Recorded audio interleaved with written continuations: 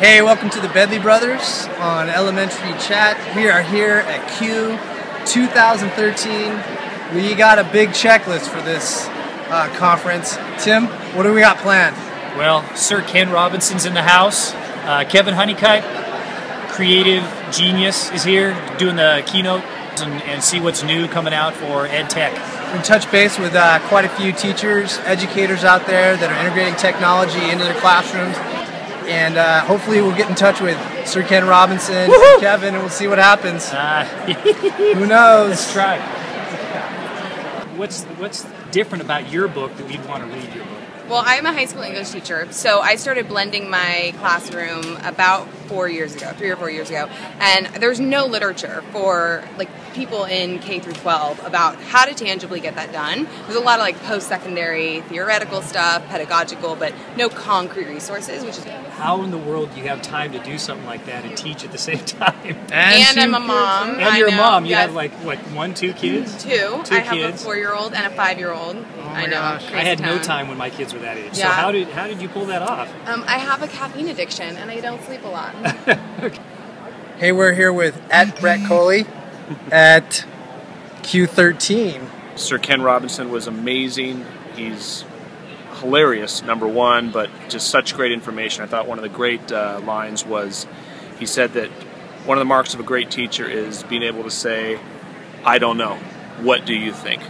And just great conversations in the hallways. I mean, sessions have been good, but more than that, just talking with people. My website, brentcoley.com, where I've got a short video series called What I've Learned, where I share some of the stories from, basically I tell stories from my 17 years as an educator, and not just a story, but the lessons that I've learned, both positive experiences and negative experiences. It is the iPad except to a robot.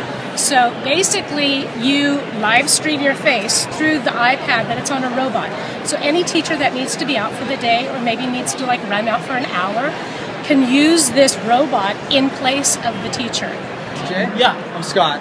Jay. Nice to meet you. We make one product and it's called the Double.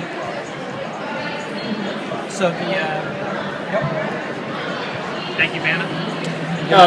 so you can control the robot from anywhere in the world over a regular internet, wireless internet connection. I can teach from anywhere around the world to my class. Exactly. I just put my face up. Exactly. I don't put my face up there, but I can at least have this thing in my classroom. Freaking out about it.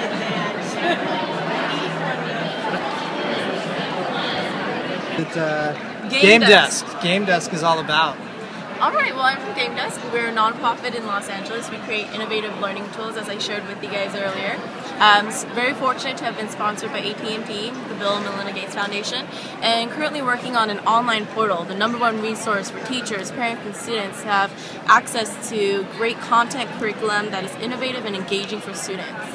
You can go to gamedesk.org, and we're actually looking for some superstar teachers to sign up for our soft beta launch. So, first timer! Woohoo! My mind has been blown. I've been really excited. I met Gary, one of the founders from Doceri. I think he just made something that he wanted to rhyme his own name with. Did you get one of these yet, though? No? I have connections. I can get you one of these. You know a guy. I know a guy from edjoin.org, and these are discipline tools. It's cool. Ow! Ow! We're going down, brother. And my favorite thing here right now, though, is the 3D printer. I want one so bad. Swivel. Swivel. I love swivel. I just bought one of these. You put this little doodad right here on yourself somewhere. It's got the little clipperoonie on the back, see that? And then you put your iPhone in this little clip here, attached to the tripod, and wherever I go, the camera follows me. Check it out, watch this. Hopefully your teaching style is not like that. Oh, that's how I teach. Come on, kids. You are? One of the founders. My name is Vladimir Kettleball. And where are you from? Originally from Ukraine, but for the last 25 years, San Francisco Bay Area. So what generated this idea for you? Well, so my co-founder and I were thinking about how do people use video, and we started with the idea of it's a good tool to learn something, physical skill development. When we came up with the idea of a camera person that actually helps you capture video of yourself without needing somebody else, and showed the idea to a bunch of people, they said, that's great, but I can also use it for, and then they came up with all kinds of neat ideas in education where you can record content and then flip it. We heard Caitlin Tucker kick off the Cue conference, and she talked about one of the programs that she talked about, or something that she implemented, was an Instagram or a field trip that she did with her students, and actually using the software Instagram or the mobile app Instagram with her students. And the nice thing was that she is coming from a school that doesn't have a whole lot of technology, so she has to figure out ways to actually get the kids engaged. She's also a literary teacher, and she wants to find ways to get literary connected to Common Core. And then she didn't actually understand Instagram. She had to pull in the students. The students actually had to teach her how to do Instagram. So do you understand Instagram? I understand Instagram. I understand Do you have an Instagram Instagram? I have an Instagram account. You do? But Okay. I would actually have to ask the students, like, here's what I want to do. I'd actually have to do exactly what Caitlin did. And that was what Caitlin did. Hi, this is called the Belkin Tablet Stage, launching in May of this year. This device allows you to convert your tablet into an interactive document camera to actually project on your screen. You can see the manipulatives here. Draw over live video, so in this example we can do some math problems. All right, we're here with Kevin Honeycutt. You're going to be doing the keynote Tomorrow, yes. right. And I'm Tim, the Tim. Bedley brothers, and we're just talking to Kevin about creativity. And I know that you feel passionately about creativity, and that it's at the top of Revised Blooms, and we talk about it, but we don't do it. Now we have all these new things, right? We have these new things. We gotta get kids to create. We gotta challenge them to create. I know you can play with other people's ideas. Can you make anything? What are you building? What I say to kids is, what are you making with the most powerful learning tools in human history? Because Facebook's not enough, you know what I mean? Yeah. And I think if we don't ask kids to do things, they're not going to do those things. So you have new things. I can play the guitar without strings. This is the Does it Ion. have an iPad in it? Yes, So this is the Ion All-Star Did you guitar. make this? I wish. I made 2 prototypes and Ion beat me to it. So it's got it plugs in, with your data port over here, and it turns this neck into a MIDI interface. So what's interesting about that is that a kid can play chords in their chords. It works on the regular guitar, right? All the chords work. But I can also go into GarageBand and play drums on this. Or I can play piano on this. I can play. It's every instrument, and it's a new kind of instrument. So my challenge is, we got these things. Don't just play with them. When's the concert? When are you going to publish your song on iTunes? Let's finish stuff. It's about having an authentic audience. Right. Yeah. And stakes. There's stakes. When you finish stuff, there's stakes. And if all we do is kind of halfway, what do we do in school? It's the worksheet mentality, right? Kids say, I'm done. Yeah. Right? And they say that because we taught them to. Hand that worksheet in, right? And real learning is about iteration, working on something, revision. In my class, my kids, when we're working on a project, they are not allowed to use the word finished. That's the F word in my class. Or done. Because there is no such thing as being finished with a project. Yeah. You're satisfied with it, or it's too, you don't have any more time, so you have to turn it in. But there's no such thing. I mean, it's open-ended. So shameless plug. I've got a band called Simple Truth, and it's me and 2 of my former students, and we're just having fun making music.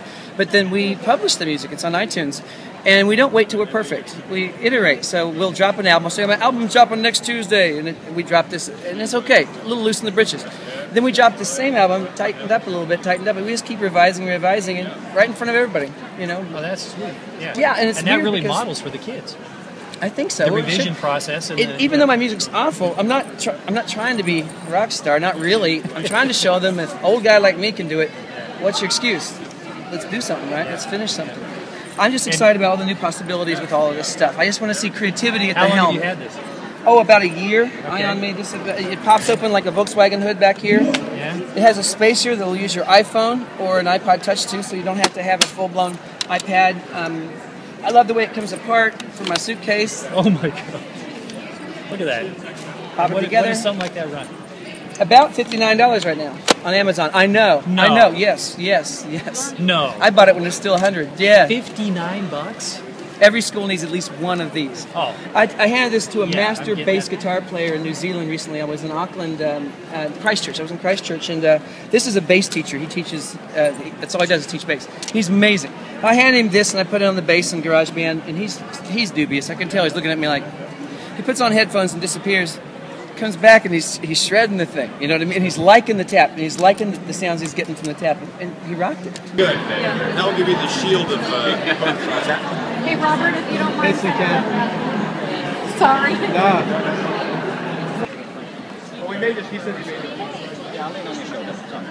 Hi, I'm here, Scott Bedley with Sir Ken Robinson. Sir Ken, what's one thing a teacher or district could do to instantly go for some change? Well, but my big point is that you have to recognise that education is about learning, and it sounds such an obvious thing to say, really. But if we take our eye off the ball, if we forget that our job is to help people learn, then you end up with bureaucratic systems which don't benefit anybody. It'd be like thinking that healthcare, forgetting that medicine is about making people healthy. That hospitals are meant to get people better, and if you lose that focus, then you end up with what we often do end up with, these kind of bureaucratic systems which don't seem to benefit anybody, frustrate them. It's about keeping your eye clearly focused on what we're doing, and I think if we do that, all your things start to gather around it. And at the heart of it, to me, I was saying this morning, that kids learn anyway, whether we help them to or not. If you organise education systems, it's to help them do it better. And if it doesn't do that, the system's failing. And at the heart of it, to me, of an organised system of education, is great teaching. Great teachers are artists, and every high-performing system in the world tells us that. If you don't support and encourage great teaching, you never improve the system. In fact, you do the opposite. So I suppose that's my core thing at the moment, is let's just get back to basics and understand what they really are. Absolutely. Thank you very much. I really appreciate it. Take care.